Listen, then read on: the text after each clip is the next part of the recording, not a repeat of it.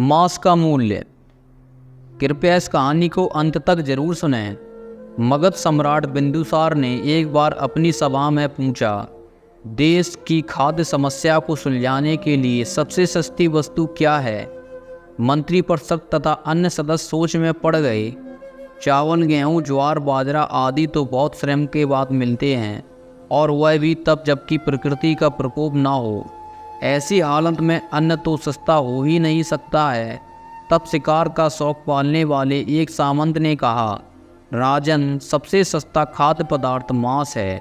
इसे पाने में मेहनत कम लगती है और पौष्टिक वस्तु खाने को मिल जाती है। सभी ने इस बात का समर्थन किया, लेकिन प्रधानमंत्री चाणक्य चुप थे।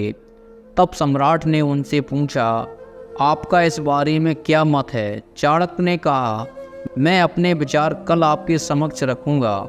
रात होने पर प्रधानमंत्री उस सामंत के महल पहुंचे। सामंत ने द्वार खोला। इतनी रात गए प्रधानमंत्री को देखकर सामंत घबरा गया।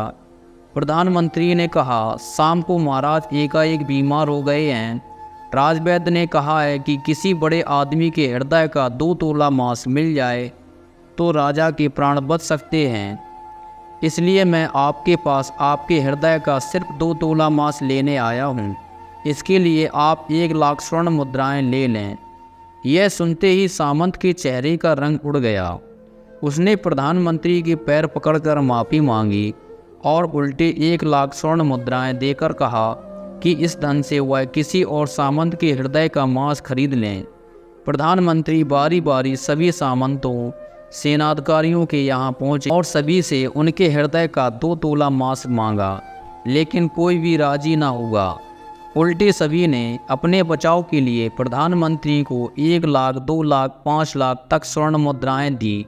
इस प्रकार करीब 2 करोड़ स्वर्ण मुद्राओं का संग्रह कर प्रधानमंत्री सवेरा होने से पहले वापस अपने महल पहुंचे और समय पर राज्यसभा में प्रधानमंत्री के राजा के समक्ष 2 करोड़ स्वर्ण मुद्राएं रख दी।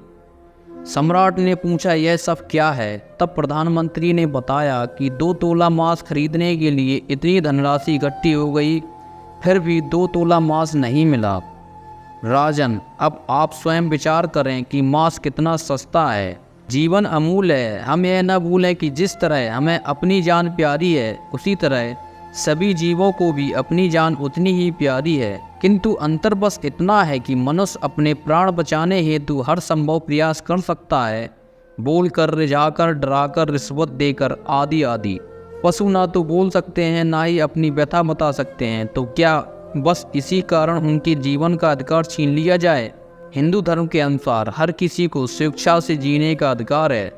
प्राणी मात्र की रक्षा हमारा धर्म है। दोस्तों, यह कहानी आपको कैसी लगी कमेंट कर जरूर बताएं तथा चैनल पर नए हो तो वीडियो को लाइक तथा चैनल को सब्सक्राइब कर दें। Thank you.